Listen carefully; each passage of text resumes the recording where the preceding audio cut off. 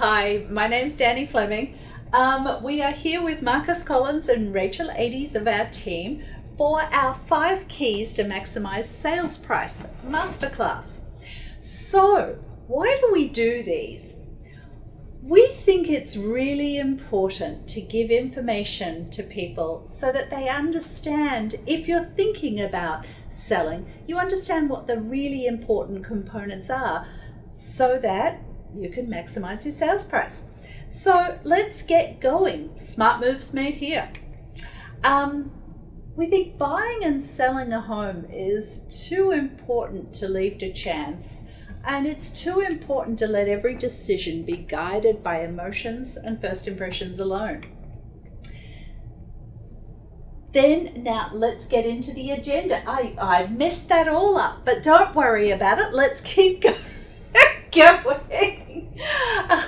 So the first the agenda is smart decisions. Then we have preparation, and we'll talk about each of these in detail. Then staging is incredibly important, marketing, and excellence through teamwork. Each of these components, if you're selling your home, they are vitally important, and we want to go in and explain why each of these components is so important. So the first one is smart decisions. Marcus is going to take this one over, but it's easy to get information today, but you've got to make sense of that information that you get. And a lot of the time when selling, it's hard to see who's doing a good job when, most of the work is unseen. So Marcus, why don't you carry on, and then I will show the website as we're moving through. Okay, will do. Carry on through. So this is why we take the time to explain. We're obsessive about data and the detail of the data, and we study our market so obsessively. Now, where Marcus is going to explain, we used to go into detail about some of the local towns in the area, but we figure it's probably better to show you where you can get the information, because we have about 50 odd towns in our database on our website, and a lot of folks might be interested in a whole lot more towns than what we would show you in detail tonight.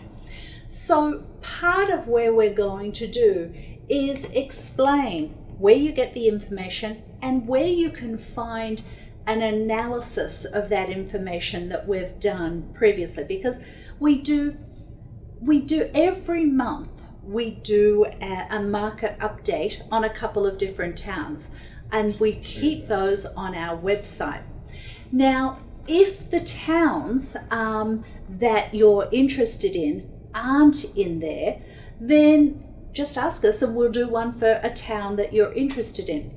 So if you go back to the home page, Marcus, because we need to show people how to get there. So on the home page, then going to the blogs by clicking on the menu, read our blog, and then you'll find a whole lot of different market updates.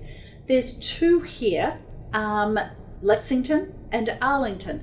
And what they are is they are recordings of live stream market updates. And in those market updates, in those live stream market updates, we go into detail, pulling different data elements from each individual town, and we talk through what's going on. Now, Marcus will show you now on the website where you can go and find those pieces of information.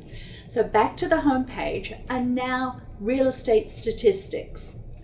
And as you can see, as we go down, we have a whole different array of different graphs. Remembering each one of these graphs, there's 50 towns worth of data behind them. So if you wanted to know what the average home prices were for select towns, there's a whole, I was going to scroll down and show people how many. We'll do Arlington. We have somebody from Arlington in the audience, so why don't we show you? Yeah, we'll show you Arlington. Before we do that. But here, there's a whole lot of different towns. In fact, almost all of the towns that are within 495 we have covered. except for center of Boston, I believe. Yeah, Boston. Yeah. But so if you've got an interest in a town and understanding what's going on, come to the real estate statistics. You don't need to log in to get there. This is data that's fully out there. Marcus. So here's the average sale price for Arlington. We have, let me show you. I have a toy. I'm going to show you. Oh yeah, there it is. Okay, you can see back in 2005, you had the prior peak of the market, and then there was the crash. Well, Arlington didn't see much of a crash, but its average around that time was about 500K. 2009, the market started increasing. Look at the dramatic increase we've been having, and see this dotted red line. That's the current 2021 average. Now that's probably running at about 1,050,000 at the moment. So it's gone from about 550 to 1,050,000 in 10, 11 years. The green bars are the average sales price for each month. So we do go in and explain more about this in the blog posts, in the blogs of the live streamed market updates. Gosh, that's a tongue twister, isn't it? But go back to the statistics, and we'll show what else people have access to. So we saw average home prices. You've got those, town market activity, cumulative sales. That's really key information. Property tax rates, past sales. We often find people are curious about how much they can buy or what sort of things are selling pick a town. Arlington, let's do Arlington again. Property type, single family, time range, you can go back last month, 2 months, and a price range.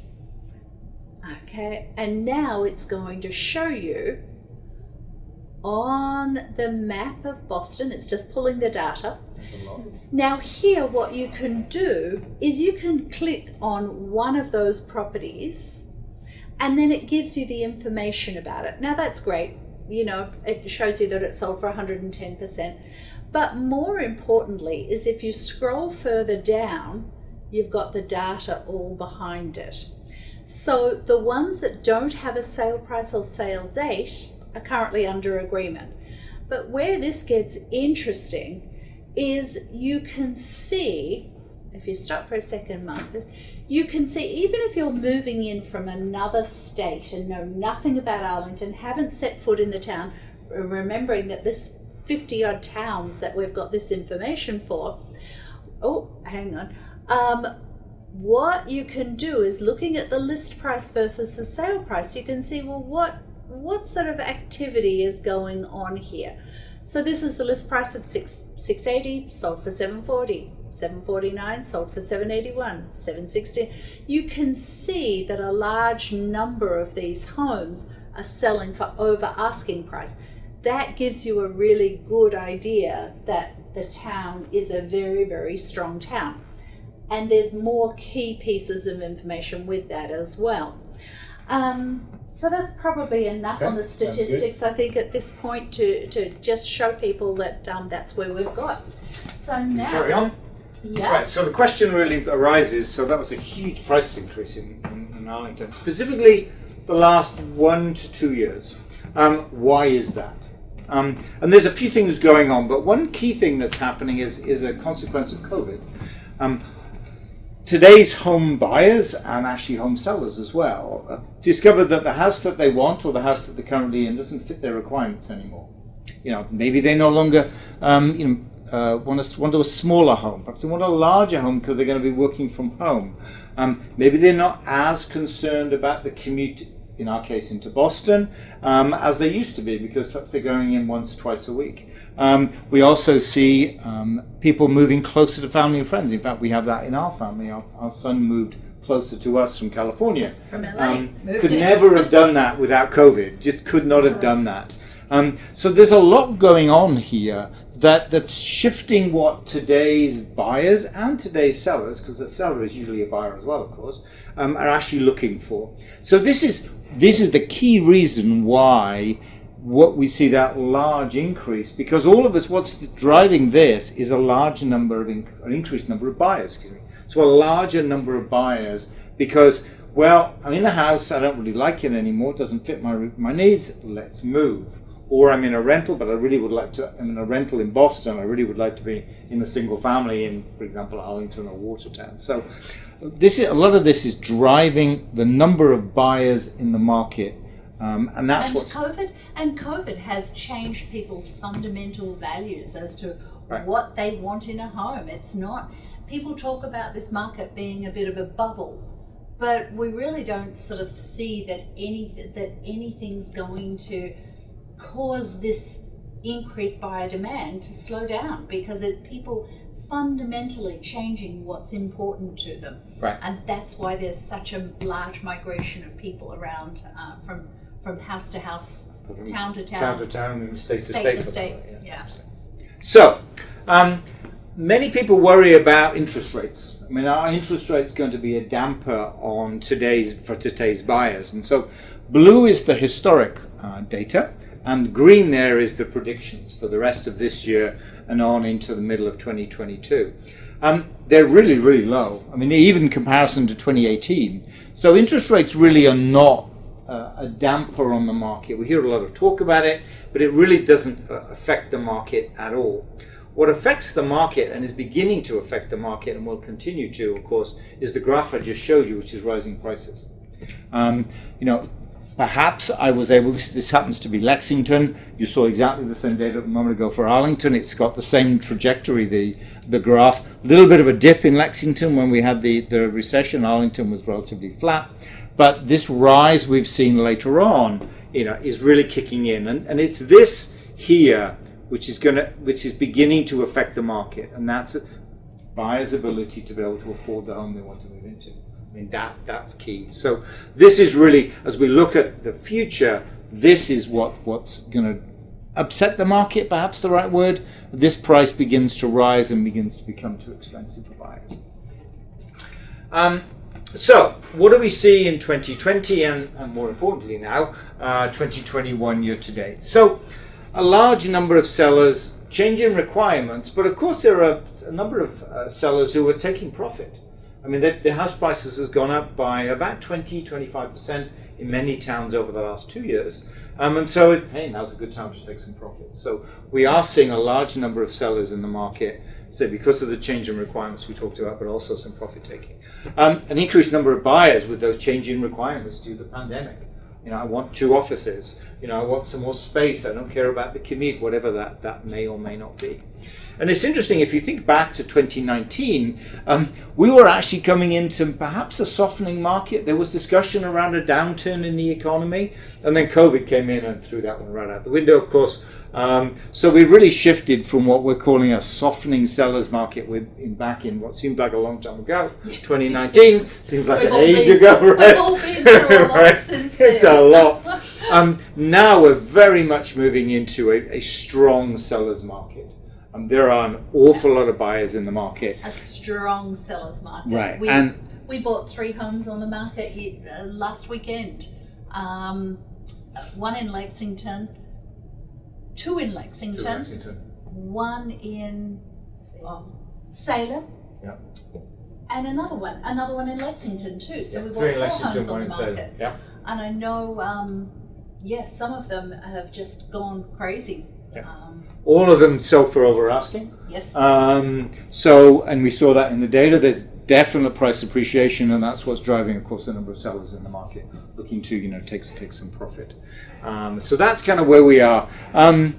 In terms of what this means moving forward, which is, I guess, what we care about now, is that the rest of 2021 and 2022. There seems no reason why the number of sellers will not continue at the rate it's at. House prices are very high. Sellers thinking about profit taking, thinking about changing requirements. It's not profit taking. That sounds very, very calculated. It's capitalizing on the market. There you go. Because we're bringing a personal home of ours on the market tomorrow. You can call it what you want to. It's not That's profit fine, taking. It's capitalizing on the market. We're using the same advice that we're giving to people. Absolutely. If you want to sell now. So right. we're doing our own advice, taking our own advice. So the number of sellers will continue where we are today, just because of prices and changing requirements. There seems to be no end to the number of buyers in the market. One house we brought on the market last weekend, 3 days ago. 70 private showings. Right. Yeah. 14 offers on the home. It was priced at 1.6 million. And so there are still a large number of buyers, even though we're coming towards the end of the market in 2021, there are still a large number of buyers who have not been successful or are now deciding to start to move. That will continue through the rest of 2021 and into 2022. So the number of buyers will continue. And so that's why what we're saying is we see it will inevitably get back to some norm in 2022. But with a large number of buyers and an increasing number of buyers continuing to 22, we see this strong sellers market continuing, at least through the first half of 2022. And we go into predictions of what we believe is going to happen in the market in the blog post, in the monthly market updates. Right. Yeah, in a lot more detail. So, key question is, how much is your home worth? Right, that's kind of key. And it's interesting to look at how we come up with a price in what is a very, very strong market. And it really is the critical component to getting the highest price. Even in this very, very strong market, if you overprice, the home will sit. It's almost inevitable. Buyers are very educated. We'll talk about buyers in a moment, very educated about the market. And so getting the right price is key to getting the highest price. And it shouldn't be a guess. Right, never a guess. You need to take into account living area, number of beds, baths, conditions, location, all of those things. That's kind of how you come up with that, by doing a comparison of comparable homes. Guess is the wrong way, and one interesting, we hear this quite often. If you think about a 2,500 square foot home versus a 2,000 square foot home, the average dollar per square foot is about $400, give or take. It varies, but that's a good round number. And so the difference between 2,500 and a 2,000 square foot home could easily be $200,000. So numbers ramp up very quickly.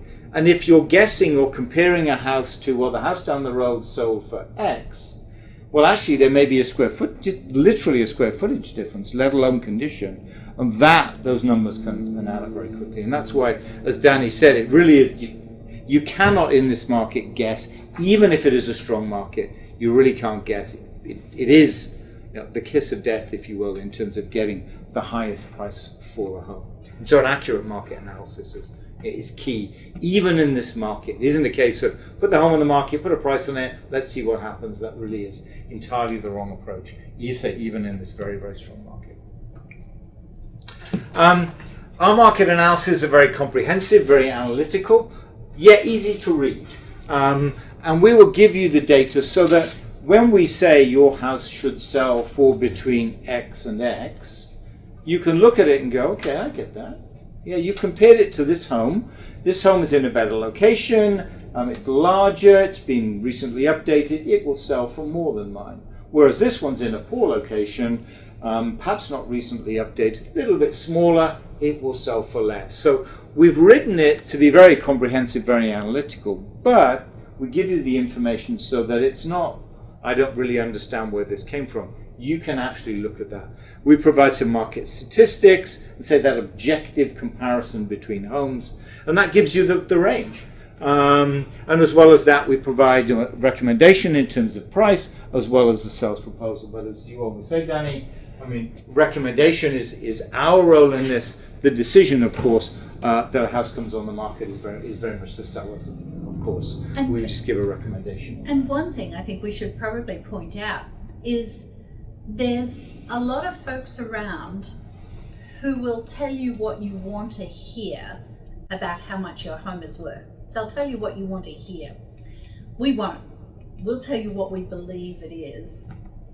and it may not be what you want to know. You may not want to know that, but it's the right thing to do, because you can get far less for your home if it's overpriced to start with. So it may not be what you want to hear, but it's the right thing to do for us, is being honest with it.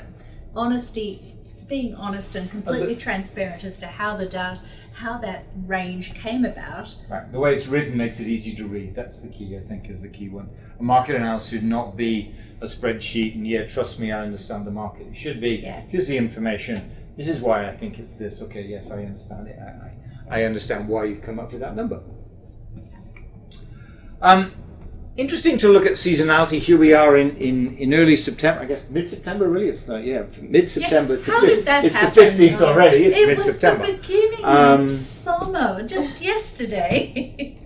I hate the fact that Labor Day just went, because that tells us that winter's coming. That's true. The nights are drawing in as we kind of sit here at 7 o'clock at night.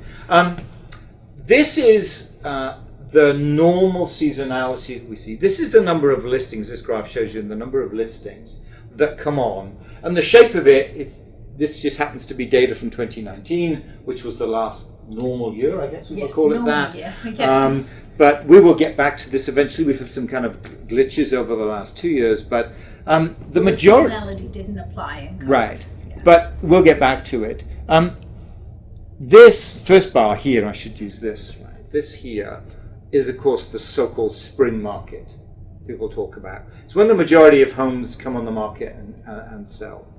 Here we are in September. This is the fall market. As you can see, it's much shorter. A lot less homes come on the market. And once we're now kind of mid-October, perhaps the end of October, depending on the weather, it will begin to slow down completely with, guess what, the winter as it arrives. And throughout this, there are good times to sell and bad times to sell, or not as good times to sell. For example, early spring is a great time to sell because there are very few homes on the market, because most sellers are thinking, wait until the garden looks nice, there's no snow. They'll kind of come on in that May time frame. But the buyers are out in force. They've spent the winter thinking about where they're going to move to next year. And so here we are, next year arrives, and there's not too much snow, and the clear blue skies arrive, a little bit cold, but the clear blue skies arrive, and the buyers come out. So a very good time to come on the market is that early spring time frame. Before mid-April. Right. Before mid-April. Once you get to May, June, there are a lot of sellers on the market. So now you're putting sellers putting themselves at something of a disadvantage. Not so much this year, of course, but in general, there's a lot more sellers on the market. And many of the buyers have already bought. Because the further you come on in the season, so the buyers have already bought. So early spring is a great time to come on the market. Middle of the spring market, not so much. September is a good time to come on as well. Take a step back. The reason July is kind of the end of the spring market is the school system, because it takes about 6 weeks to buy a home, and so by the time you've bought at the end of July, you've got just mid to end of July, you've just about got enough time to register the children in the school system. And that's why August vacations, and you've missed. Now you come into September, October, perhaps buyers are not interested in the school system yet. Maybe they're already in the town, they're moving from home to home in the town. So another good time to come on the market, it's kind of early, where we are right now actually. So that's the kind of seasonality, and as you're thinking, the reason this is important if you're buying and selling is to look at this graph and kind of talk it out, because there are good times to buy and there are good times to sell.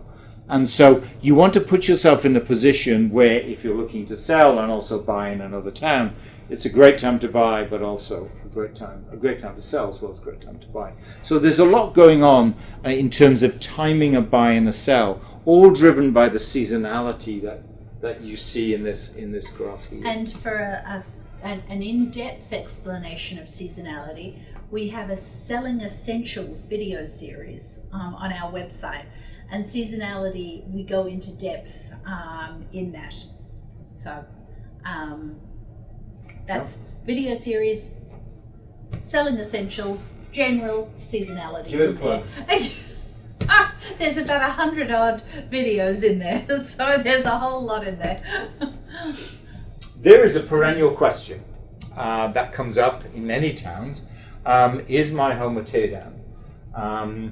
And by that, the builders are out there talking to homeowners, saying, you know, I think your home is a teardown. The idea is they tear them down and they build a new construction home. So there's a question that many potential sellers have, and is my home actually a teardown? Is it really a teardown? And it's interesting to look at the definition, if you like, of when a home is actually a teardown. And it's where the land value is higher than what a home buyer would pay. Yeah, sure. You know, if you're on a very large piece of land with a very small home, chances are the land is worth more than the home. But remember what we just said about buyer demand is driving the market. So it's quite rare for home buyer value to be greater than the land value. It has to be a very specific situation. And it really is literally, you've got a relatively large piece of land with a very small home on it in a good area, and this may well be true. The vast majority of cases, or in the vast majority of cases, home buyers would pay more than the builders will. Right? And that's important to understand. And unfortunately, there's you know some not so good things going on here, because who's telling you that it's actually a teardown? Well, clearly the builders are, because it's in their interest to buy the home as a teardown so they can build a new construction home. That's kind of transparent. But when they say we'll pay top dollar for your home, will they actually? Well, they don't have to. If there's no competition, why would they? We can answer that one easily. No. Yeah, no, not really, right? You know, that's sort of obvious. Perhaps less obvious is when an agent says, "I think your home might be a teardown. Let me introduce you to a builder that I know. You guys sort out the price. I think it's the best thing for you. And you don't have to pay me as the agent." So there's something going on there that's worth understanding. And it really comes down to who the agent actually works for, because the way agents get paid is they get paid as a percentage of the value of the home that they sell. Now, imagine you're talking a teardown. You know, in many of the towns around here, $500,000, $600,000, $700,000 would be the value of the teardown. The new construction home would be 3 times that. So $2 million, let's say, $1.5 million. And so clearly there's more commission to be made out of a new construction than there is out of a small cape, if you put it that way. And so in many cases, the agents are not necessarily working for the home seller here. They're actually working for the builder, because it's in their best interest to actually, for you to sell, for the home to be sold to a builder, so that they can get the commission based on the new construction home that's created. Because the builder, that's the way And builders... there's a commitment there, I take it. There is a They're not commitment going to between... walk away from you. Right. There's a commitment between the builder and the... Yeah, right, exactly. Yeah. So, you know... And people don't realise that. That's Yeah. the biggest challenge. People Right. don't realise that when an agent comes in and tells you that a builder, I've got a great builder, he'll give you a great price.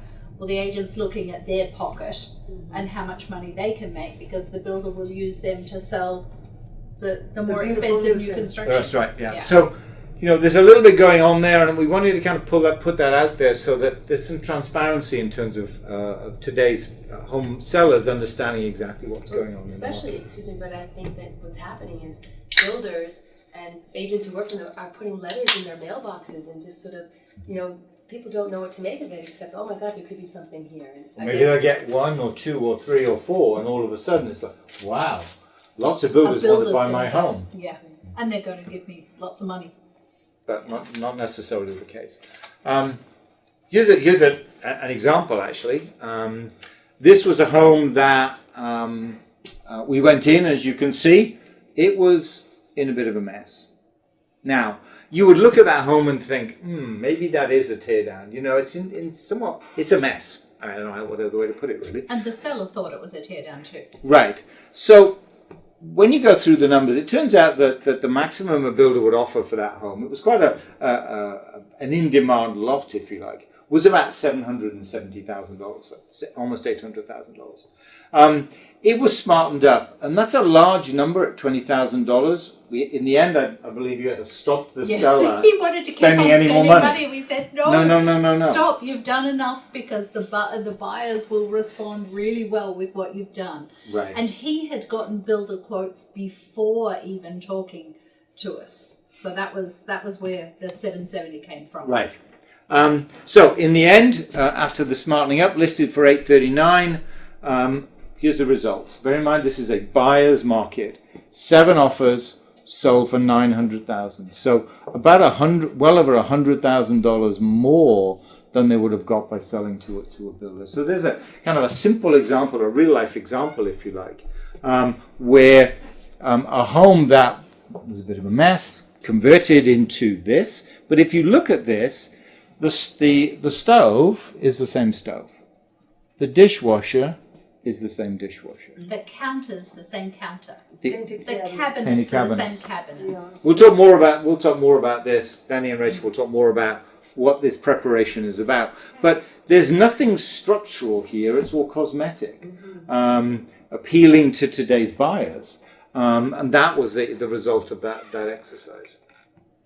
Here's another one. Similar story. As you can see, it needed some, in this case, this is an outside photograph, needed some work, smartened up.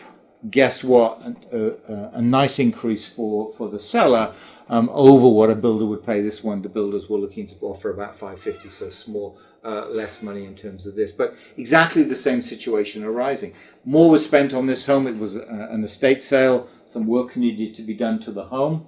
But still, a sizable increase for the estate in terms of doing that. So it's often not the case, and we give these two examples here. This one and this one, because they look like they could actually be a teardown, but in the reality is that they actually weren't. So that's I wanted to kind of bring that out there in terms of, is a home a teardown, is it not? So because we've seen this so often, we came up with the buyer or builder program.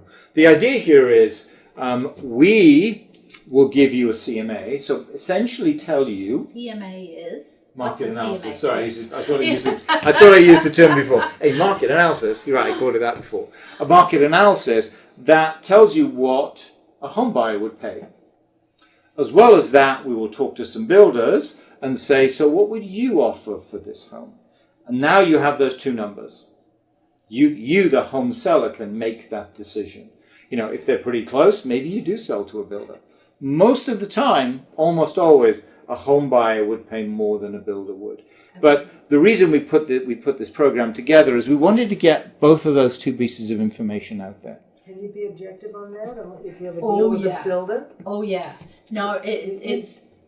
Do we work You're with representing builders? the seller, but we talked about relationships with Right. builders. Absolutely. Yep. So there's only been one time where the seller decided, the seller decided that he wanted to sell. He wanted to sell to the buyers, and then we started getting quotes made and everything. And after a week, he said, "Okay, stop. No, stop. This is too much work. I want to sell to a builder." So that was the only time the answer was selling to a builder, Right.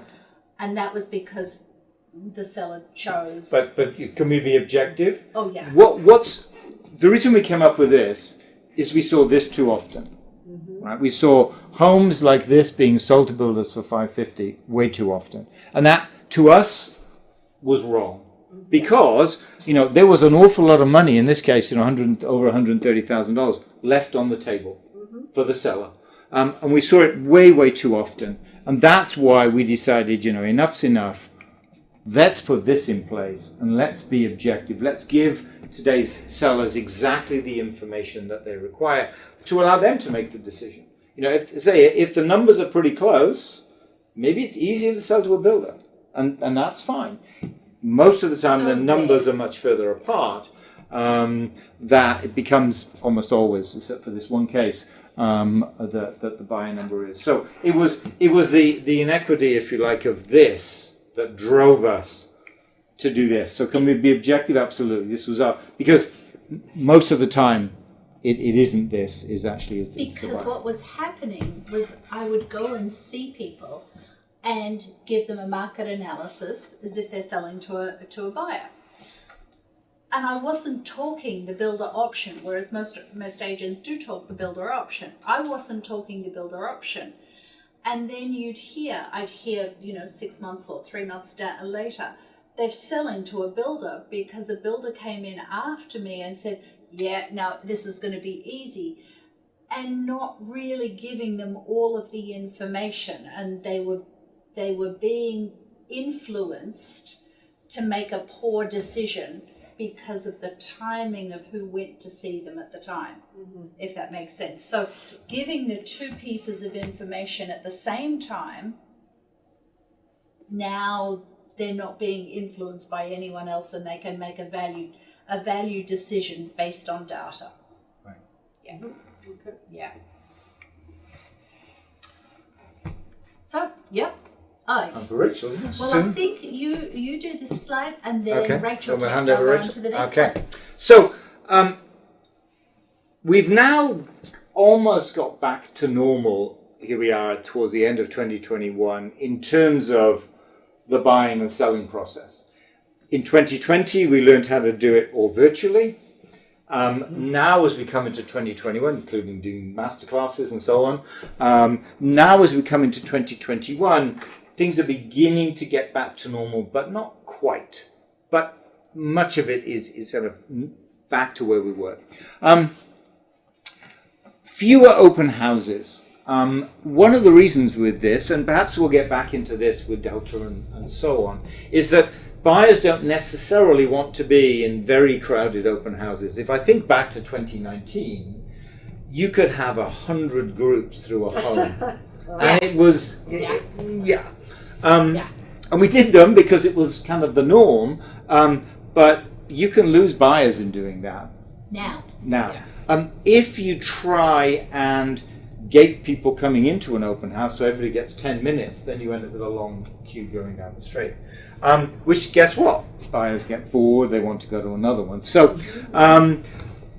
fewer open houses. Where most buyers are active today is in terms of making private showings. They will do an awful lot of the work virtually on the computer before they even go and see it. They'll look at everything about the home, the photos, the 3D tour, the videos, all of that. And then they'll say, right, these are the 3 homes I want to see out of the 10 on the market. And they'll make private showings to see those, because those private showings are not overlapping with other buyer groups. So it's definitely beneficial to the buyers to do that. And so they get their 20 minutes in the home with no other buyers there, so they're not worried about how many groups are in the room.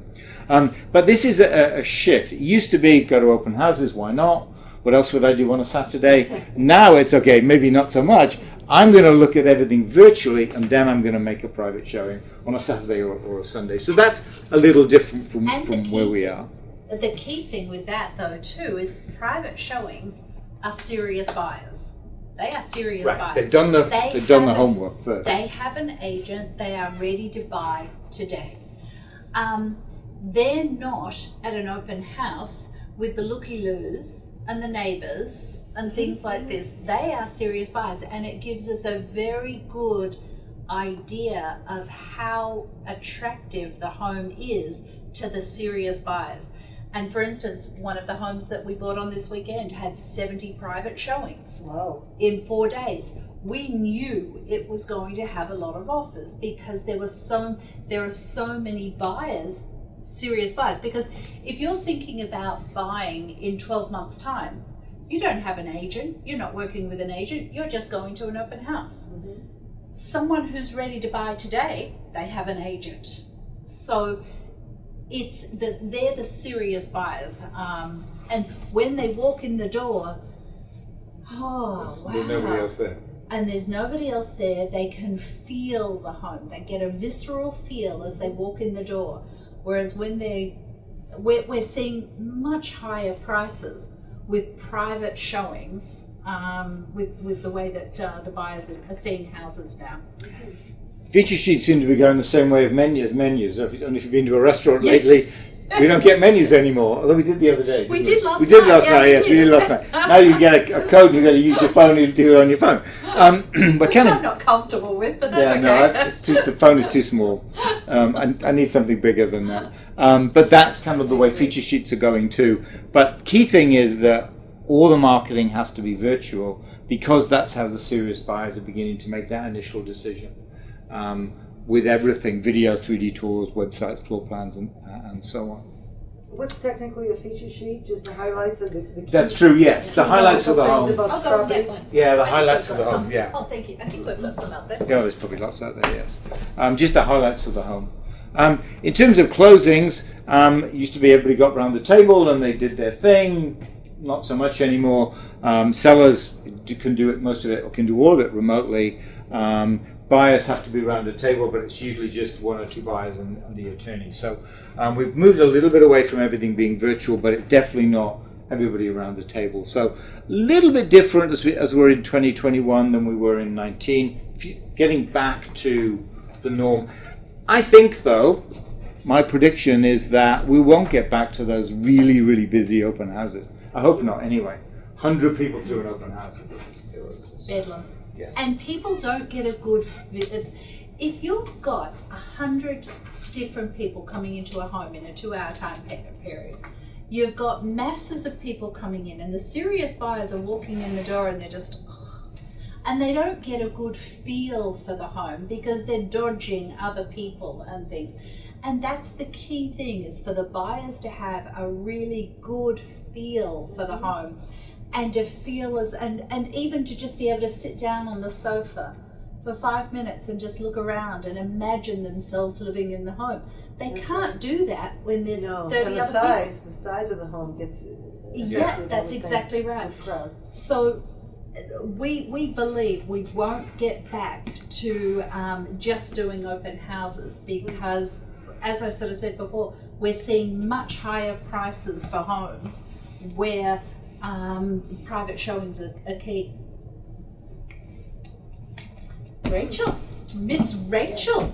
Okay, so are you going to push the thing for me? No, you Okay, so just show me which button to push. The big white one. Yes, okay. Big white one. So the beauty of doing these on a regular basis is that I like to see that the content, we continue to tweak it, and we continue to really try to get to the heart of what we want to share with you, because we know we only have a limited time here. So I'm going to talk a little bit about who are today's buyers. Today's buyers really want move-in ready. So what does that mean? Actually, so Marcus gave me this slide that things are changing a little bit. So what we've noticed, so this is going back to the census of 2015, and it basically looking at all the different age groups. And what we've noticed, especially in today's very competitive markets, like take in Arlington, is that you've got two groups of buyers that are really vying for the homes, the inventory in Arlington. And the two groups are highlighted. It's the baby boomers, the 50 to 59 age range, who are looking to downsize, potentially where they've been living no longer is meeting their needs, or they want a different type of A smaller home. a smaller home. Yeah. They want to be in a different town. But at the same time, the other group of buyers who also are competing for those homes are the first-time home buyers. People who have been living at home, saving their money. They're really excited about buying that first home. So you have two groups vying for the same types of homes. When it comes right down to it, though, these first-time home buyers really have some characteristics that stand out. And so let's look at a little bit of who those people are. After buying their home, they don't have money left to repair and update, and they don't know how to. So they really are looking for a home that you, the seller, have done some of the things to bring the home up to looking more like a new construction or a more current home. Move-in ready. Yeah, thank you, move-in ready. So they just want to know who to call to do the work. They don't know who to call. That's part of the challenge. They don't know who to call because... And my role when I'm helping the buyers is to help them know who to call and to help them feel grounded, thanks, Danny. So that when I do take them to a home, and maybe it's your home, and your home has so many pluses for it, but then there's some things that they think, oh my gosh, it's going to cost so much money to upgrade that bathroom, or to change out some tile, or to upgrade a vanity. And my role is, as I'm looking and working with different buyers, to help them understand that they can get that move-in ready look. But you, the seller, if you can do that ahead of time, it's going to work in your favor. Because not many agents are like you, knowing how to do that and giving that advice. A lot of agents just let their buyers wander through open houses and don't give them advice on this would be a good buy to buy.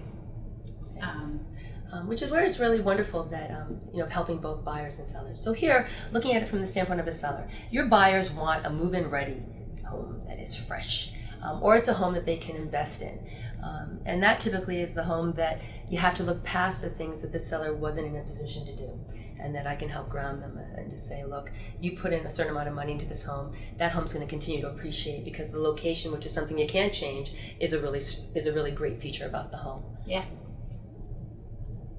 Okay, so basically, if they can't get a home that's already move-in ready, or a home that they have to, or if it's a home that they have to invest in, they're going to want to look for a discount.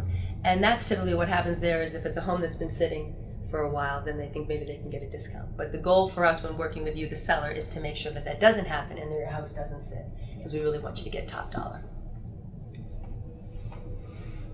Understanding the impact of the internet on real estate. So Danny, you can help me with this as well. Sure. We recognize that the way buyers are looking for homes these days is they have so many tools at their fingertips, especially on their phone, the Redfin app and the Trulia app and the MA Properties app, the Zillow. There's so many different ways that they can be looking to search for a home, right? We know that. It can really actually be overwhelming. The fun wears off pretty quickly. So typically, here are ways that we find that buyers are getting their information. Perhaps they're getting it through the the market review that we're sending to a town that we do a lot of business in, and that's what this is an example of. They're going to a website and they're checking out to see what Zillow's estimate is of that house. We do 3D tours for all of the homes that we bring on the market. But they also get information from the town websites, like permitting information, the assessors database. There's so much information out there where buyers can get information from. In fact, they're taking much more of an initiative, which is really interesting. So they're going to look at all those things. They're looking at what sellers paid for the house when the sellers first bought the house. I know. They're busy trying to rationalize whether or not the price that they may have to pay for the house is really too high or not. And that's something where we really help educate them. Okay, so these are all the different ways that our buyers today are being educated about the real estate market. I already mentioned it. You can see that there's so many tools that are at their fingertips. But it's also, too, that week after week, they're going to houses in their price range in the town that they're looking for. So they know all of the $750,000 homes in a certain town that have been on the market in the last 4 months, because that's how long they've been looking. So they are week after week after week looking for a home in their price range. So this is where we say when you come on the market overpriced, it's the killer, because the buyers know. And that, if it's priced too high, then they won't even come and have a look at it. Because buyers are very savvy and they're smart these days. Yeah. And yet we also know, and it was a great example when you mentioned that one of our recent listings had 14 offers on it. Once that buyer wants that home, once they've fallen in love with their home, that's beautiful, because then they're going to do whatever it takes. Write that offer with the great terms. Do the best to come up with the best possible price. Because somebody else wants it. Yeah. As soon as somebody else wants a home that they're interested in, and they've started imagining where their furniture would go in the home when they're writing their offer, and somebody else wants my home, how much do I have to pay to get my home? So they're willing to then go away. It's amazing. Okay, I think I'm turning this over to you. Am I doing this? Yeah. I'm turning it over to you. Here we Keep go. going there. Yeah. So it's critical to know the big questions to ask, to know what is happening and why. So let's see where we're at. Yep. And to trust the people who represent you. So I think I turn it over to you. Okay, I'll see. Let's see. Because you don't know what you don't. You because what you know or don't know will impact your outcome. So where I'm taking over is preparation. Preparation is the number 2 critical component. The first one, just to go over, was smart decisions, trying to understand about the market, what's happening in the market. Number 2 is preparation. As Rachel was saying, buyers want move-in ready. Well, what do we mean by that? Why is that important? So this is real data. This is 2020 data for a town around here. And this is a town that's a very, very strong town. So if you have a look at this graph, This is the sale price to original list price ratio. There's homes, this shows that this is I've forgotten what it's called, a bell curve. There were some homes that year that sold for about 130% over asking. There are some homes that sold for just under 80% of asking.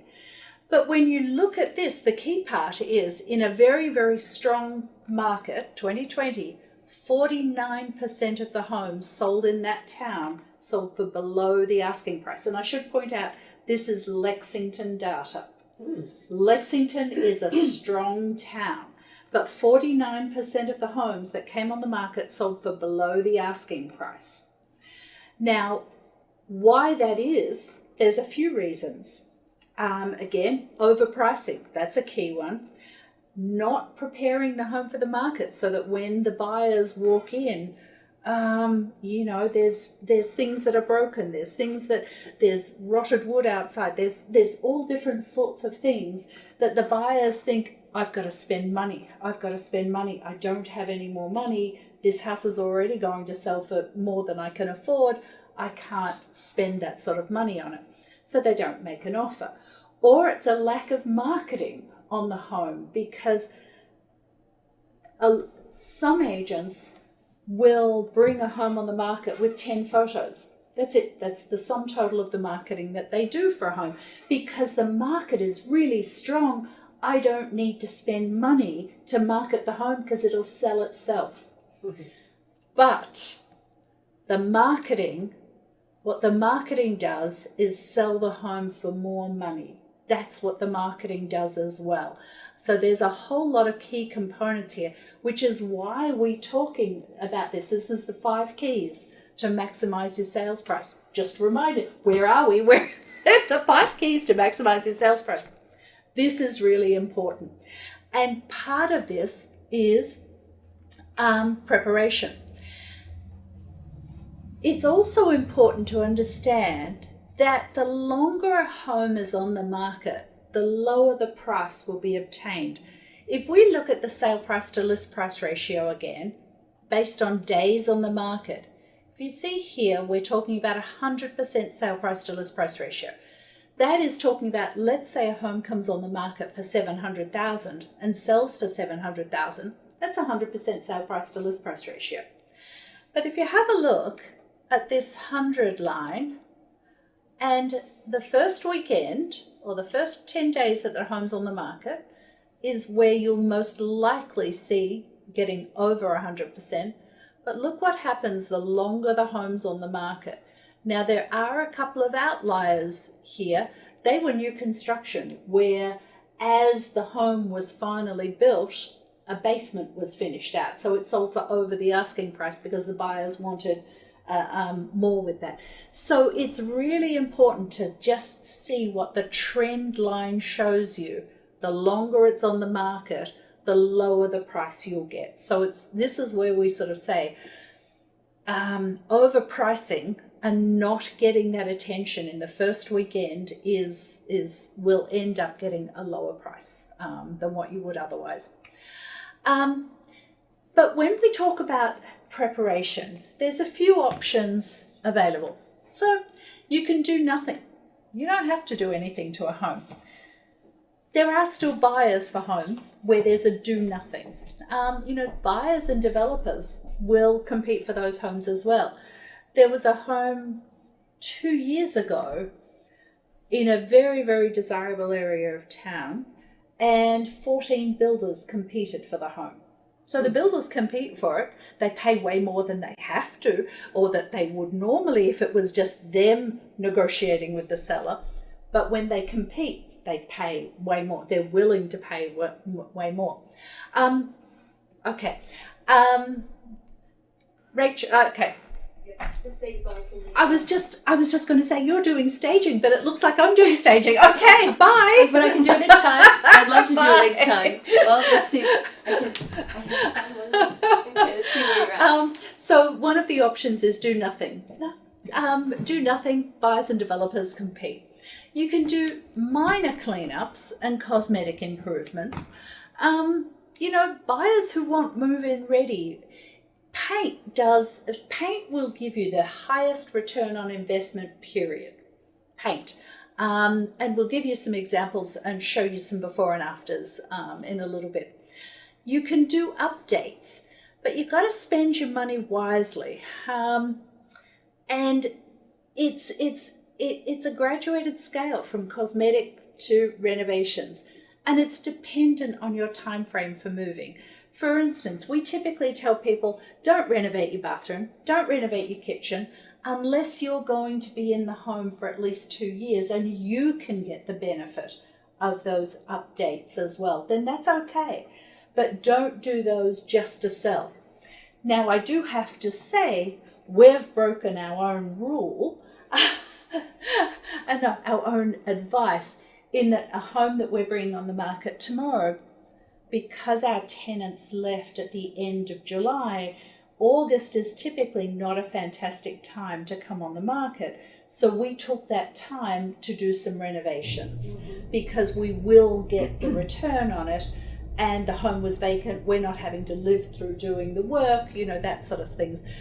So where I'm going with that is it depends, but typically renovations are not necessary. Here's some examples, I think. Oh, no, not yet. Next. No one answer fits all. Did I just mention that? And don't do major renovations unless you'll be in the home for 2 or plus years. The high return on investment activities are typically not high dollar activities. Paint is the best. We'll give you advice on which are the highest return on investment activities. We'll also give you advice on which activities not to do, and what priority order we would suggest. But the preparation services that we provide can range from providing contractor resources and Do a lot of that. assisting with getting quotes for work to be done. We can help coordinate the contractors, and we can help oversee the project in conjunction with the seller. But the key thing is each seller is different. Some sellers want to do it all themselves and they want the names of people and they'll organize it. That's fine. Other sellers, we coined this the interested observer, because one of our sellers, I think 2 years ago, said, I don't care what you do, I'll pay for it, I just want to be an interested observer, I don't want to do anything. We said, fine, cool, so interested observer, we like that. So does that mean your commission is higher then? The more you Oh do, no, the higher oh no, the we don't commission. charge. We don't charge for all of that. This is just part of getting you the highest price. We just organise with our contractors, get them in to get quotes so that you choose which quote to take, but then we can help organise them and tell them, we suggest what work needs to be done, so we'll get the same quote, the same scope of work with each contractor, and then we'll come in and check on a regular basis how they're doing. We'll answer questions for them, and we just oversee it and take it through. I mean, with that particular home, the interested observer one, we organised carpet replacement in one of the hallways. We painted some of the rooms. He had an appliance that was non-functional, so we organised someone to come in and repair the appliance. He was living in the home with his 3 boys, and the home was a bit messy, so we organised an organizer to come in and to work with him, for him to tell them what to do on what needs to be packed away and where to put it and those sorts of things. We organised a cleaner to come in, and so And I think it's and things like landscaping. that are creating less stress for you, the seller. And knowing that we have relationships, because we've worked with different contractors or providers, builds trust to be able to say, this is a good person that you're gonna, and we're continually monitoring those contractors. We, in the house that, well, I shouldn't say, I didn't have a great experience with one of the contractors we use. So guess what? He's not getting recommended anymore. So because to me, it's so important if we're recommending someone and they have an attitude or are difficult for a client, it's reflecting back on us. Certainly, yes. And I'm not going to do that. To me, I sort of thought if the contractor was being difficult with me, what are they doing to our clients? I mean, my goodness, no. So we're getting the work for them. They should be. Yeah, absolutely. So we're always monitoring the people that we recommend. Here's an example of a home. This is the before. It's got wallpaper on the walls, everything like this. And then here's the difference with paint. Paint makes a huge difference. Just makes a huge difference. Here's another example. This is a home that we sold in Malden that had been a long-term rental. Yeah, the pink walls and the blue ceiling and the carpet that you didn't even want to walk on. And this was an estate sale, and we organized all of this for the seller.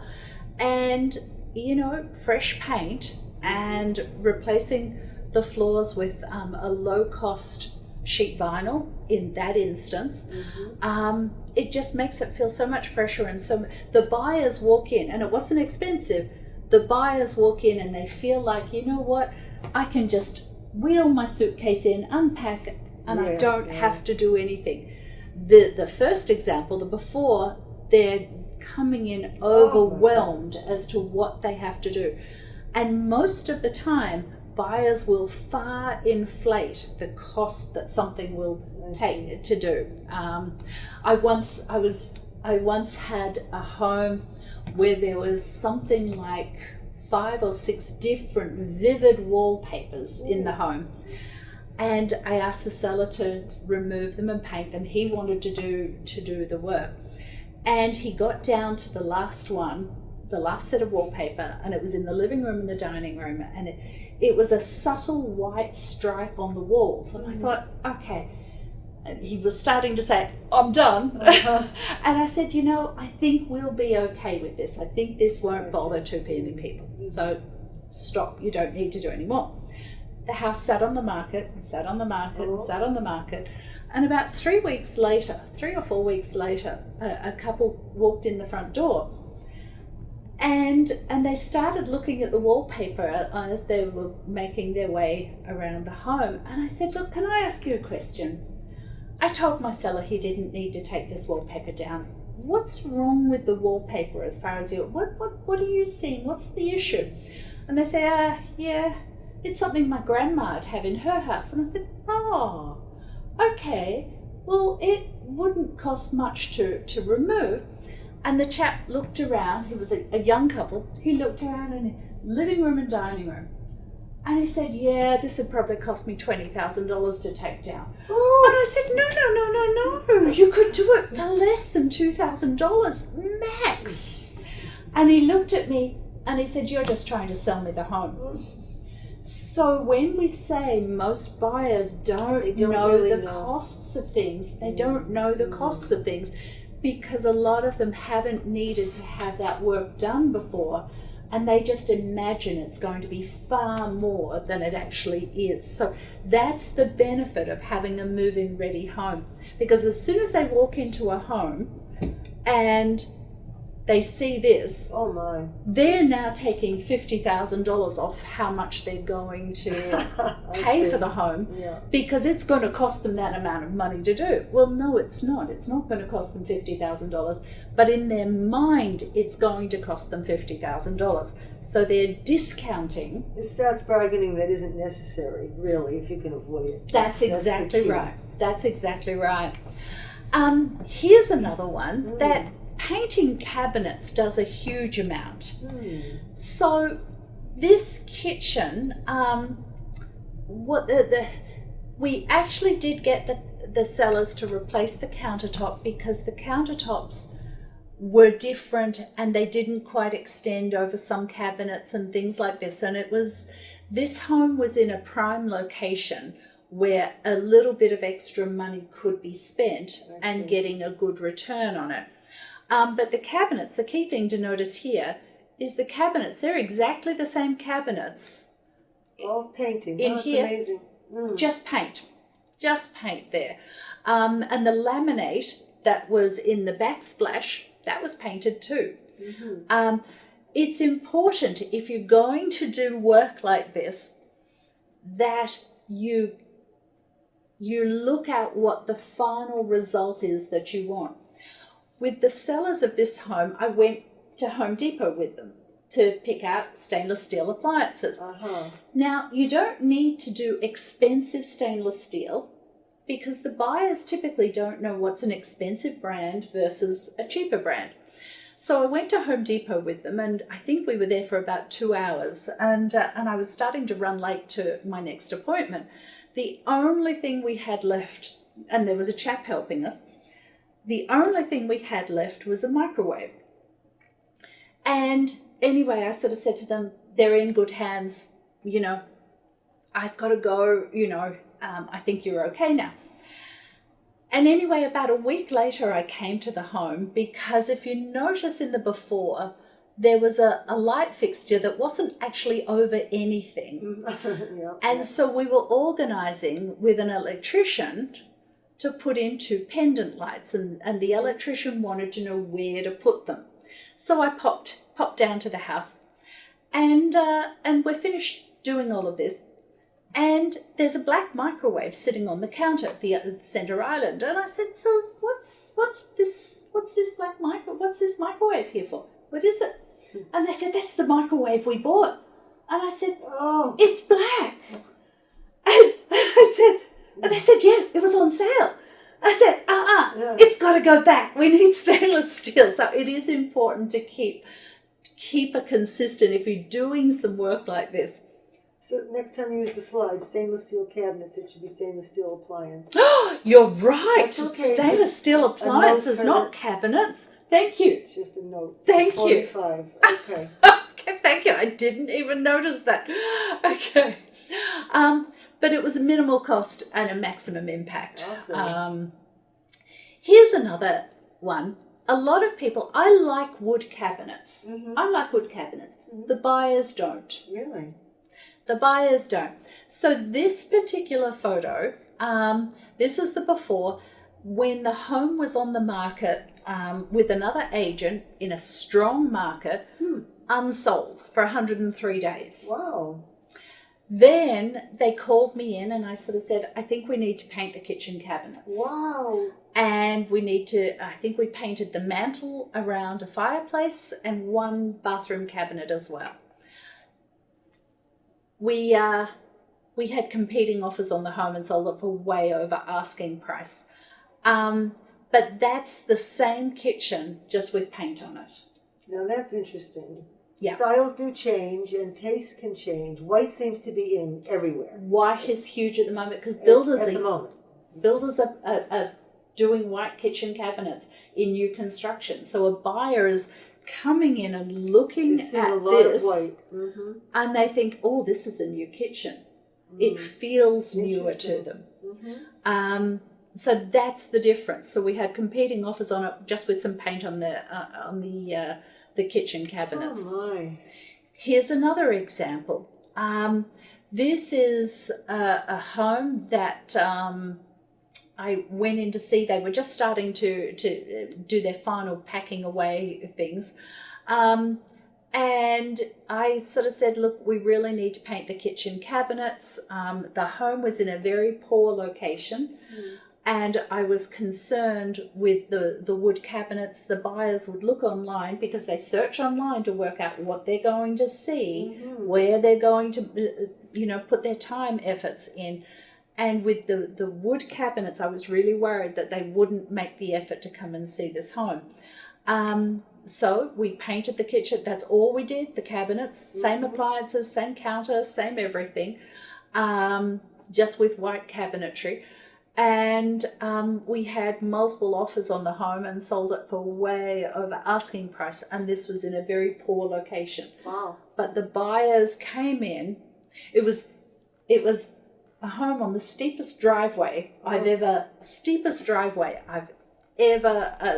Big drawback. Oh yeah, look, I'm a comfortable driver, and I wouldn't drive up the driveway. I would Picture always winters. Oh, winter. Wet. And Scary. I would park at the bottom of the street, like at the bottom of the hill, and I would walk up the stairs to get into the house. So my concern was, with the wood cabinetry, buyers would come along and, an open house, deciding whether they're going to, and they would park at the bottom of the street, look up at the house, and with wood, no, let's just keep them going. They wouldn't even bother coming in. Well, with that wood, I'd say yes. And the quality of the cabinets doesn't match the quality of the picture before. But Yep. I don't know the actual quality of the ones before. Yep. But these don't look good. No, they weren't. But with the white cabinetry, buyers would pull up, look at the photos, yeah, let's go and see it. And we had competing offers. Here's another one. This had some torn up flooring. It had go in and paint, and there's the painted version. It's not just kitchens. These bathrooms, in a lot of homes, you have the older, vivid coloured tiles, wall tiles that were done. They can be painted. Really? They can be painted. Come on. Yep, we do it all the time. They can be painted. Benjamin Moore has sell a bonding primer, and the painters put the bonding primer on first and then normal paint, and there's the after. I don't believe it. Yep. Wow. But the difference with that is that the only thing that was different between the before and the after is paint. All of the fixtures are exactly the same.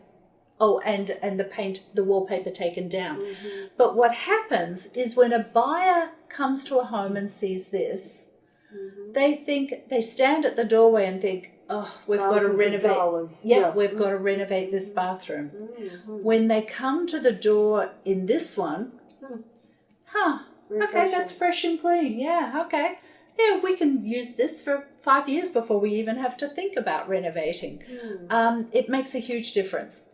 Here's another one. It's not just the tiles, but it's the laminate cabinetry as well, because this was a home that we came in and painted the cabinets and painted the tiles and painted the wall tiles. Wow. Again, it's the buyers look at that and think, wow, what a difference. oh, yeah, what a difference. Here's another one. The cabinetry and the tiles. We didn't do anything. I mean, you can still see the pink sinks and the floors. We don't do anything with the floors, but it feels fresh and clean, and the buyers jump at those. This is a funny story. This was a home that had been on the market for about 4 months with another agent in 2019 and not selling. And then the sellers got me in. They had a huge big kitchen, beautiful cherry cabinetry, and I loved it. But the buyers don't. If they want to sell, we needed to paint. And talked to the sellers about this, and they were a little worried about doing this. Well, they weren't a little worried. They were really worried, and they really didn't want to do it. And so okay, no problems. And then after about an hour or so of chatting about other things, the seller said, you know what, we're going to trust you. We'll paint the cabinets. I said, okay. And then a couple of days later, after the cabinets were painted, the seller called me and she said, I love how the kitchen looks.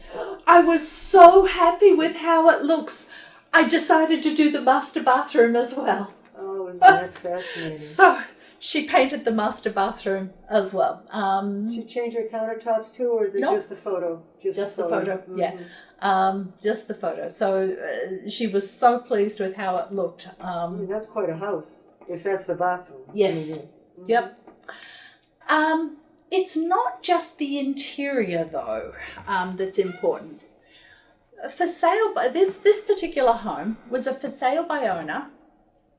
Then it was on the market for over a year with another agent. Then it was a for sale by owner again. So it had been on the market for over 2 and a bit years, not selling. Now, if you notice, there's purpley plum coloured trim, beige, sort of, and it sort of didn't look all that appealing. We came in and said, we need to paint the trim. And that's the same house, just with trim paint. Nothing else. We didn't paint the siding or anything. We painted the trim and the garage doors. And we did take down a couple of those plants at the front door.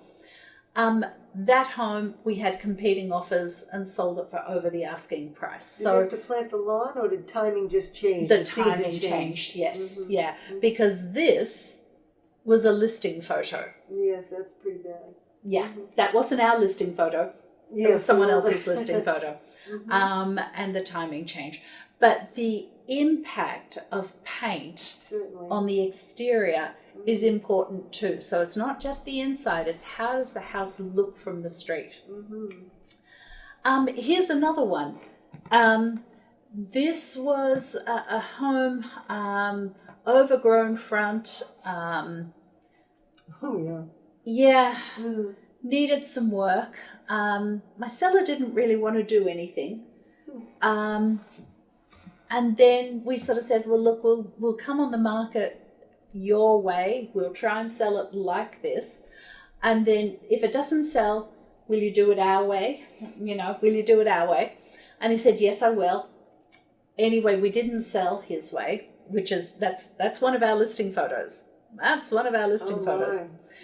You can tell it doesn't feel good because a little bit could have been better. A lot would be much better. And here was it dramatic. When we did it our way. We got in with paint and we took down some of these larger trees at the front because, that was limiting the light into the home as well. Sure. But look at that. You can't even tell there's a side entrance there. No.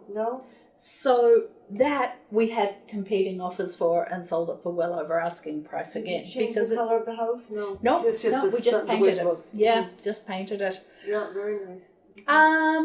Now, number 3. Where is Rachel? She's gone. So I can do the staging section. But it's really important with staging that you wow the buyers when they walk in the front door. That's key to getting, that's another component to this. This is our truck. We actually have our own truck, our staging truck. Selling, and this truck isn't staging your home, that's a bad move. I see. So, because our logo is Smart Moves Made Here, but that was a bad move if you're not using our truck. But it's more important to look at the components of statistical information of the importance of staging. 83% of buyer's agents said a staged home helped buyers visualize the property as a future home. Okay. They're imagining how they can be living in the home. That's really important. And I've got an example of one of those. If you remember the exterior one that needed painting, I'll show you a photo of it inside where the buyers they couldn't understand how they would live in the home, and the power of staging with that as well. But 25% of buyer's agents said potential buyers increased their offer between 1% and 5% on a staged home. Now let's talk about that. What does that talk about in numbers? Let's say the home is... You're going to put me on the spot now, aren't you? No, okay. I'm just looking at you. You're eating. Let's say the home is on the market for $1 million. And let's say the buyers increase their offer by 5%, 1% and 5% on a staged home. That's $50,000 just there. Sure. And 85% of homes surveyed were sold for 6 to 25% more than homes that were not staged. This is data that shows the impact of staging. it creates an emotional response from the buyer. As a buyer walks in the front door and they look around, oh, wow, I really like this house. They're paying more money for the home. Other agents charge for the service, or the seller has to pay the staging company directly. We do it as part of our services. There's no fee for it. We have, where we are doing this masterclass, we have a large 4,000 square foot office below us at the back of the building, and that's our furniture warehouse. That's where our stages work out of. That's where our trucks parked, all of that sort of stuff. And we do this as part of the services. There's no charge because it gets our sellers a higher price, and it sells the home quicker, and it's word of mouth. You were saying your sister used us. Yes. It's word of mouth. It's getting the highest price you can for a seller. It's all part of what we do. As part of the staging, what if someone has too much furniture? I mean, do you actually move it out too and then stage your own beautiful stuff? Or so that is a good question, because a lot of people have that concern. The majority of homes we stage are occupied homes. People live in them. Some homes they've moved out and we stage every room. But what we'll do is we'll go in, and part of staging is not just bringing furniture in, but it's suggesting furniture goes out or gets moved to a different area of the house because the more furniture you have in a home, the smaller it feels. Of course, yes. So it's coming in and suggesting. Part of it, I think I've got this here. There you go. It's consultation. Our staging manager goes in and suggests things that need to be done. Part of it's depersonalizing and decluttering.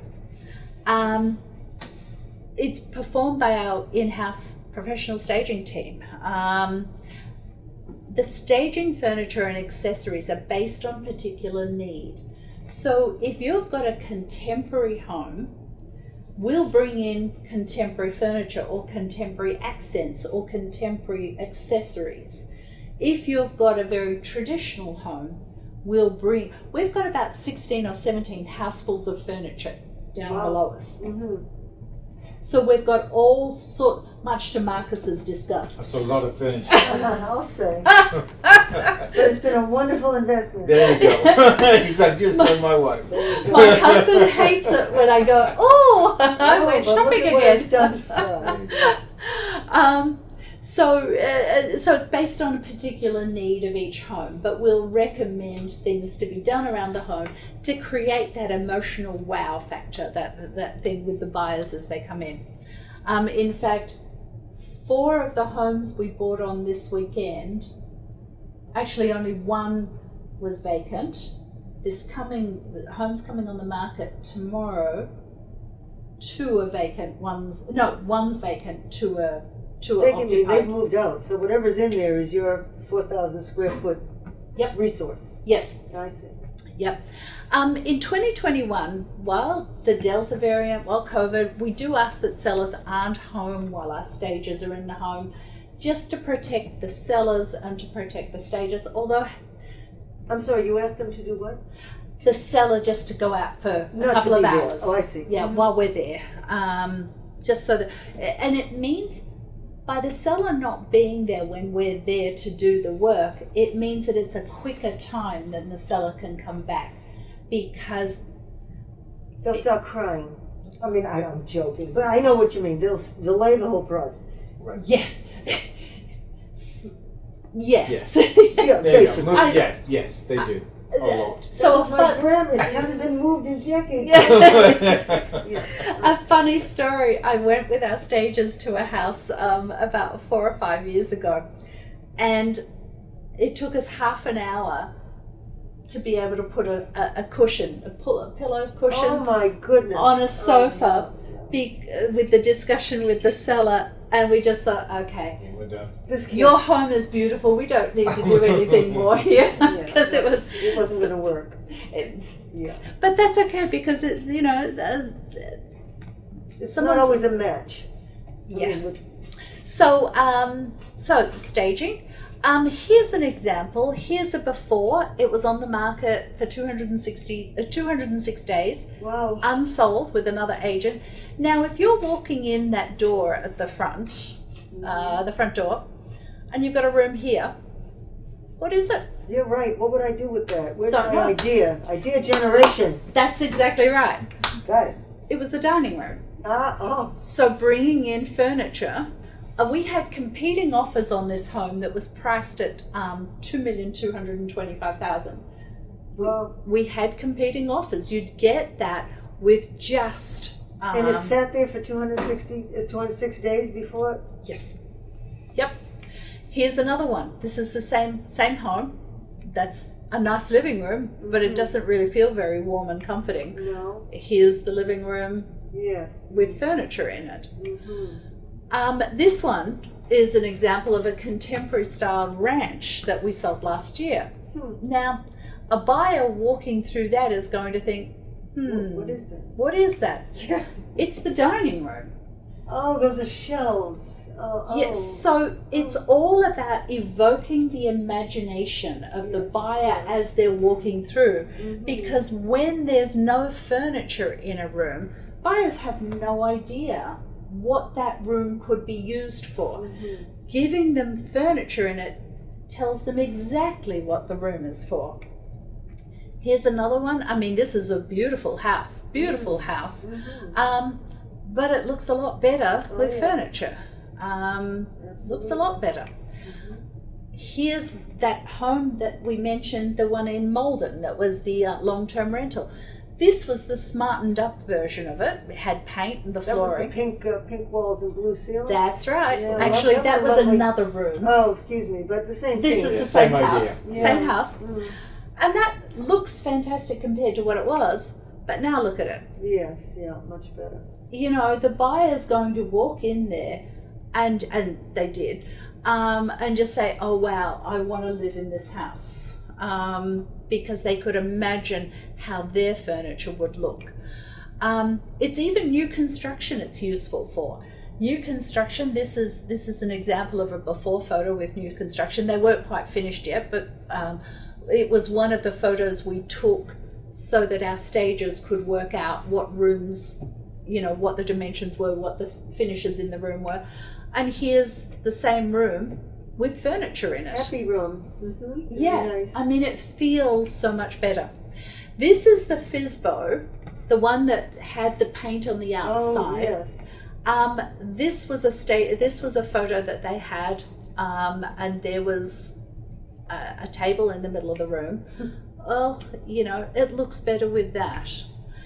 This is a key one though. This is the same for sale by owner house. Now, at the front there, that was the living room, because the front door is just behind here. This middle room was the dining room. Oh. The buyers walk through and think, I don't know what to that do with room that. would be for. Now, when a buyer walks through a home and they're sort of, I don't understand how I would use this house. I don't understand how I would use this room.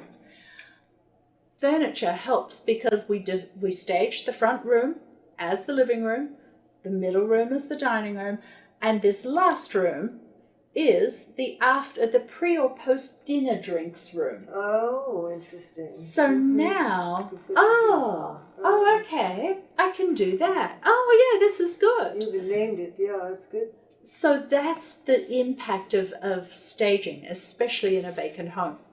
Marcus, they've been hearing me talking for a too long much. time. It's yours, Okay. but that was Rachel's section. That's okay. That's okay. All right. So, number 4. Almost there. Number 4. Almost Yes. there. Marketing.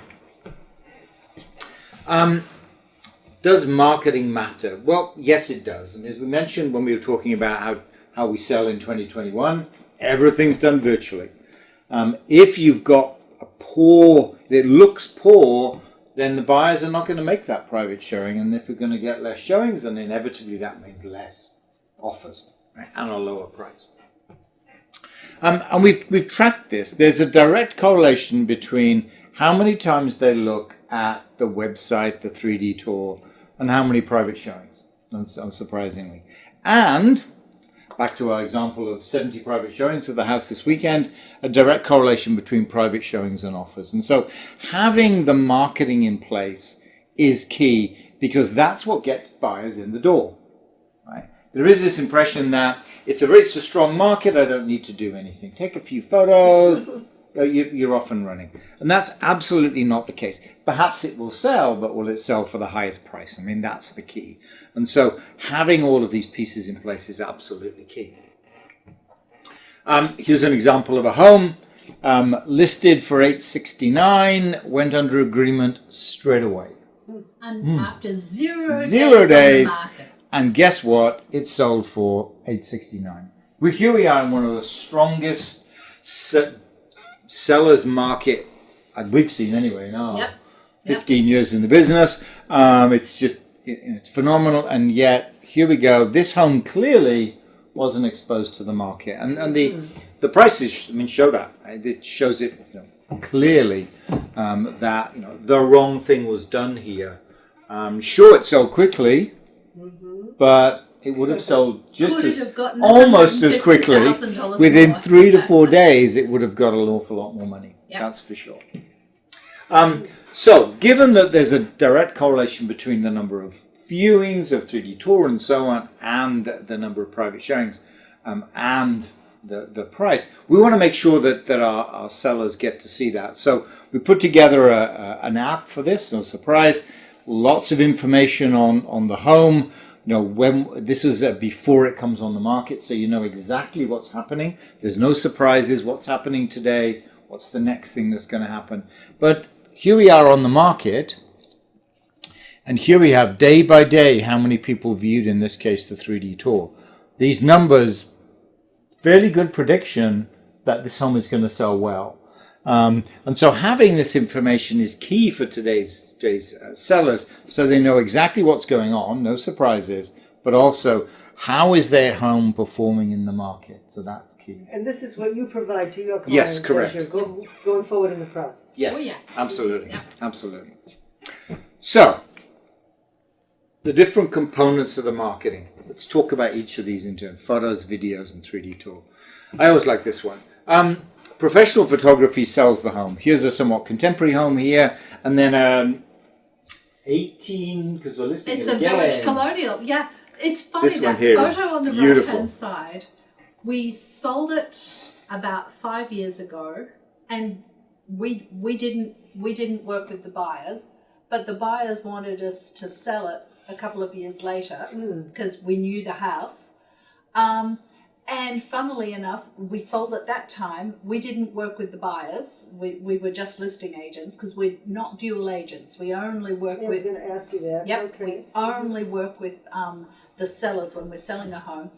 But the buyers have wanted us to sell the home again. Yes, yeah. So we're going to be selling it for the third time. There we It's go. coming on the market the 1st of October. 1st of October. 2 Is weeks. this a Lexington property? Yes, it is. This one yeah. is, yes. It's a beautiful old home, because many sellers living in 18 something, I forget. I think it's in 1890. Yeah. Yes. Buyers like my home, but actually they photograph beautifully. Yes, yeah. They're always beautiful, the older homes. So, good photographs. Yes. Let's play with some bad ones, shall we? It's always good fun to do this. These are not our photographs. Let me say that up front. Now, same kitchen. Just, the range hood, that's the same range hood. The light's the same. And if you look at the poor one on the left-hand side here, of course, you can see that actually they've done some staging on it. They tried, yeah. They tried. They definitely tried. What let that whole thing down was the photography. And remember what I said previously. Buyers are going to make a decision whether to make a private showing or not based on this. All right. And so it really does make a difference having good quality photographs, because it is the first thing that a potential buyer sees. And potentially, if they're bad photographs, the last thing they look at. And good staging, versus, Right. too much. Absolutely. tchotchke, Too much, whatever. yeah, too much, Okay, yep. Other people use the word tchotchkes. Yes. I thought it was. I had no. No, it's universal. I Thank don't know. you. Church absolutely. Yeah. I had no idea what that word meant. Even those the artwork up on the cleaner Yes. wall, Cleaner and wall. the whole Yep. thing. Yep. I mean, clearly. This must be some quite high ceiling. I can't even imagine. Yeah. Yeah, it looks like it, doesn't The it? top cabinets already look tall, but Right. You can't tell. maybe it's an illusion. Here But you can't tell. tell with this one. Here No. you definitely can tell. Yeah, It looks like a much bigger space. I mean, Sure. this shows the space to its full potential. Exactly. Here's an interesting one. This is one of our photographs of a kitchen, and this is a listing. If you can see, it's actually out of focus. Yes, It's blurry. Blurry. Here's another one. I mean, clearly that lacks a little bit of staging, if nothing else. But again, it's a blurry photograph. Taken with an iPhone, Yeah, moving their probably. iPhone around. One of the top 10 agents in the area. This is Yep. pretty scary. Oh, yeah. That's pretty scary. This is another one out of focus. I rather like the the tissues. Kleenex. the Kleenex. I rather like the Kleenex. Yeah, that's Right, good. that's pretty Yeah. good, isn't it? Oh, lovely. Look at that one. This is one of the top 10 agents. These are real listing photos. They were not focused. They were selling too many and didn't care. They didn't care. Everything's just Look come at on this in one. and Look buy. at this one. This one only sold 2 months ago. Oh my, that's a shame. But the funny thing is, the thing that staggers me is how are the sellers putting up with that? How is that? No, that's the astounding thing. Unless the seller's in California and they just say, do what you have to do. Maybe they were. this Yes. is Well, that's why is the disrespectful seller of putting what's- up with that sort of Yeah. Well, that's a good question. stuff? So, photographed key, clearly, Yes, right? uh-huh. So if you think about the way we learn how to do anything today, if we look at anything, we're always going to expect a video, YouTube, number Yes, one or number two yes. website. And so it's key that when it comes to real estate, we need videos too. And we do an array of different videos for our home, depending on what platform we're looking at. We do a walkthrough of the home. Gives you a little bit more than the photographs.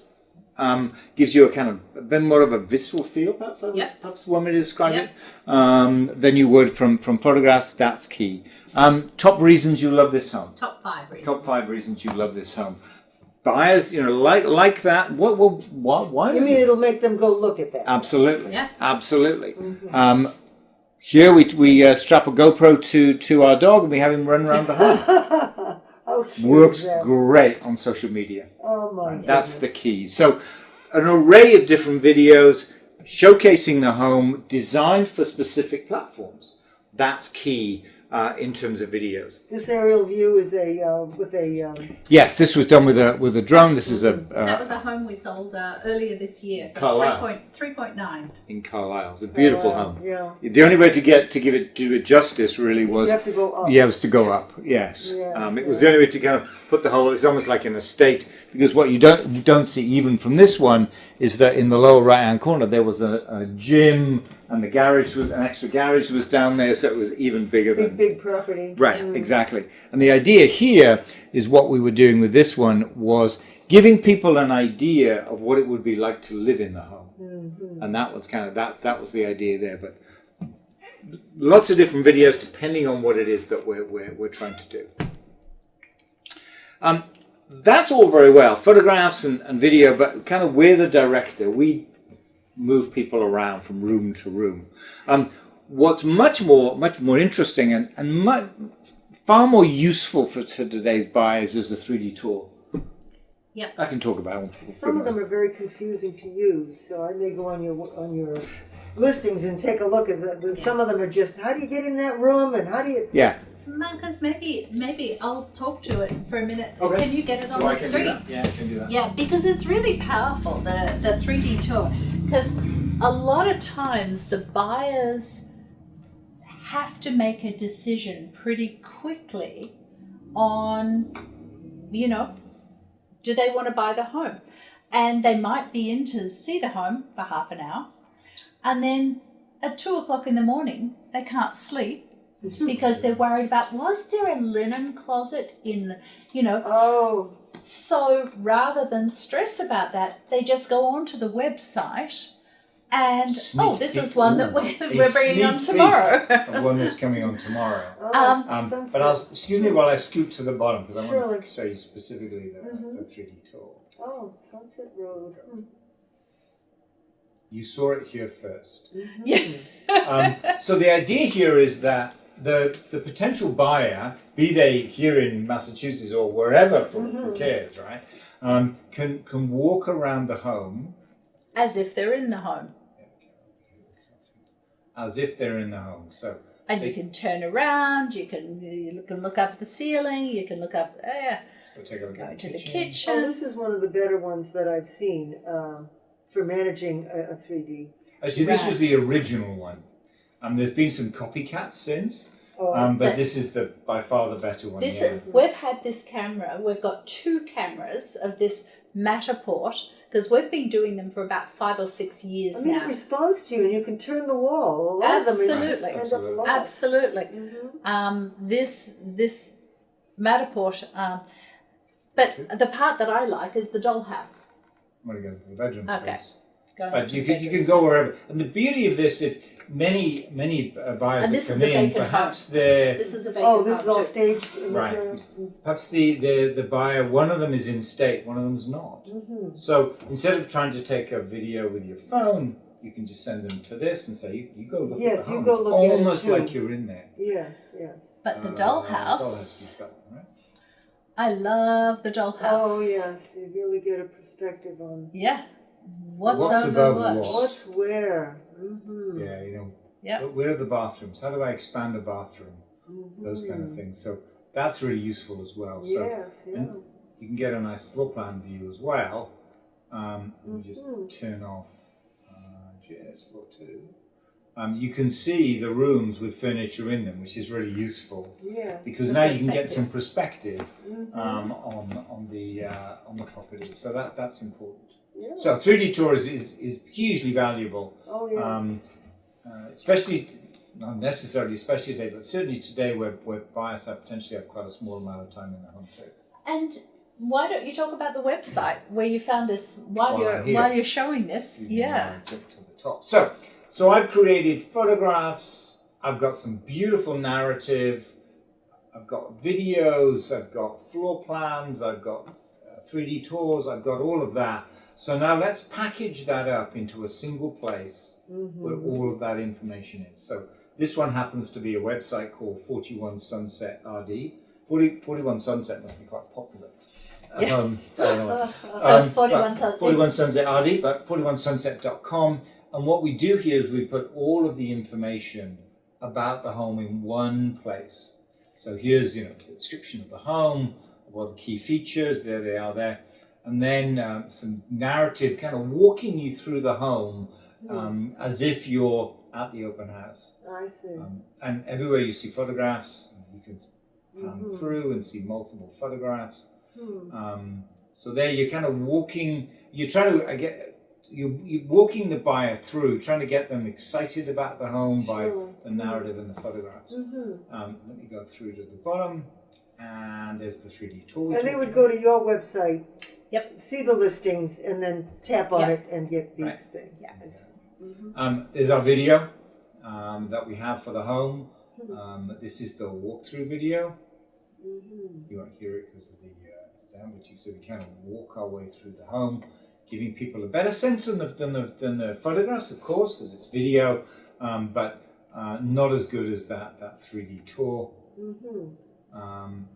We talked about the property brochure before. The feature sheet. Feature sheet. Yes, Yeah. yeah. Here's the feature sheet. Here this is the electronic version. You can page through it, you can print it. I see. And then we finish up with back to what I think Rachel talked about, lots of information about the home. Where is it? Here's a map showing its relationship to all the schools, and then in relation to the public transport and so on. So kind of trying to provide them with a single one-stop shop, if you will, for everything about the home. Yeah. Yeah. Well done. There you go. Oh. Okay, last Okay. piece on marketing.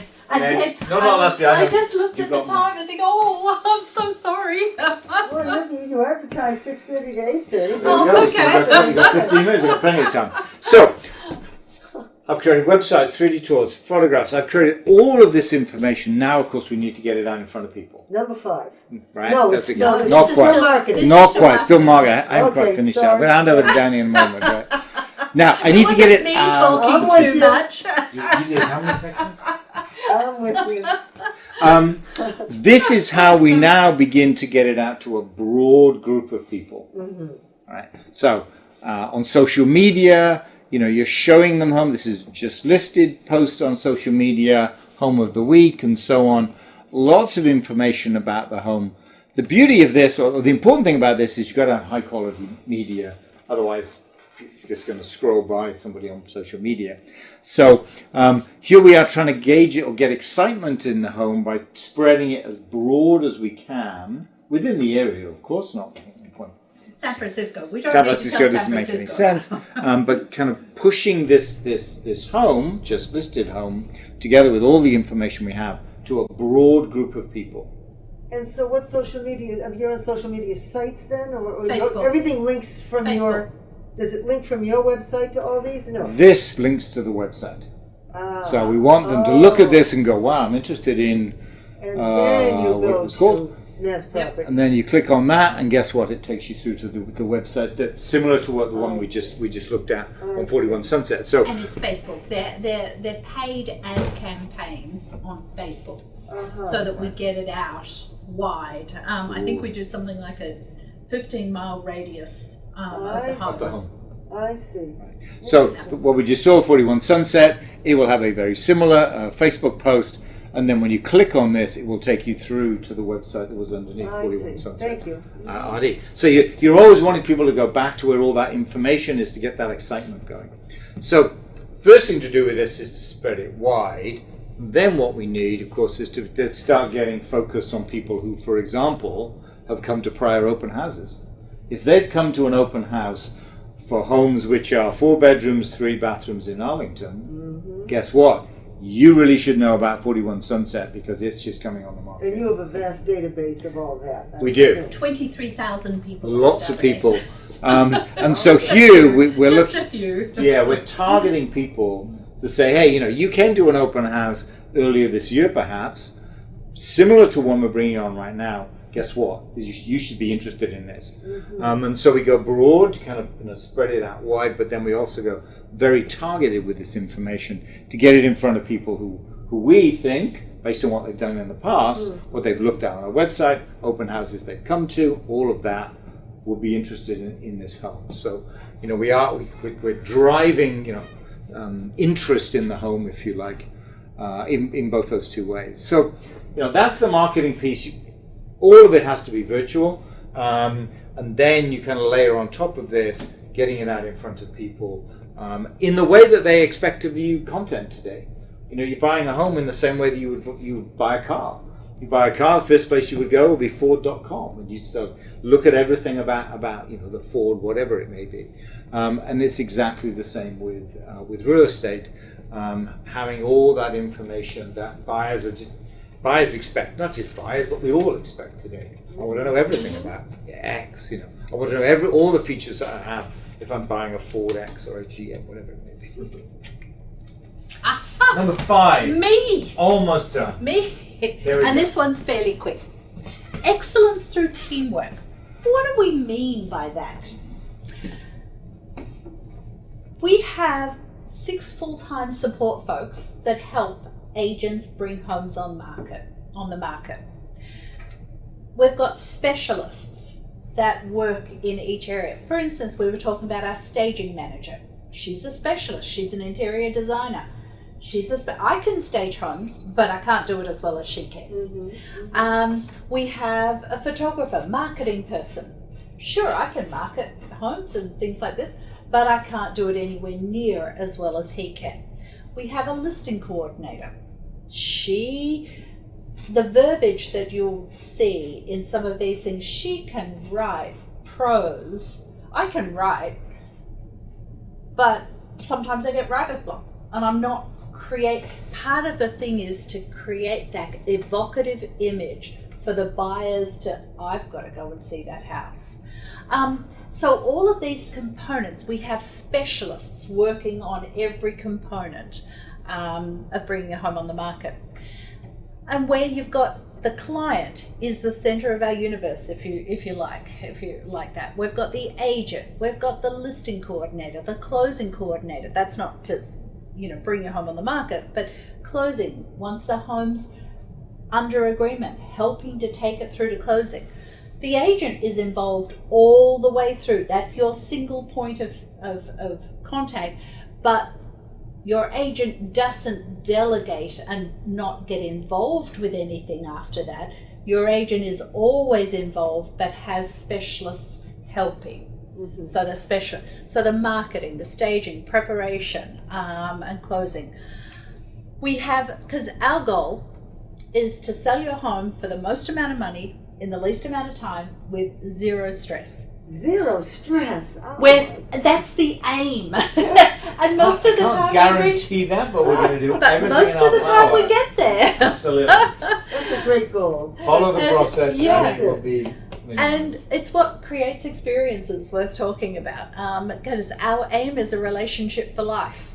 That's Very our nice. aim. Mm-hmm. We don't want to be someone that, when we sell your home, we'll never talk to you again. That's not who we are. That's not who we are. It's relationships are important to us because our core values: integrity, ethical behavior, absolutely number one. We do not break that, no matter what. No matter what. That is the number one. But it's also education, not selling. This is why we do these things, is to educate folks. It's not hard sell. It's just helping you understand how this all works. Because a lot of people may not buy or sell a home in 30 years, and things change in that time. They may do every 2 years, and things still change in 2 years. Exceptional customer service. They're our goals. They're our core values.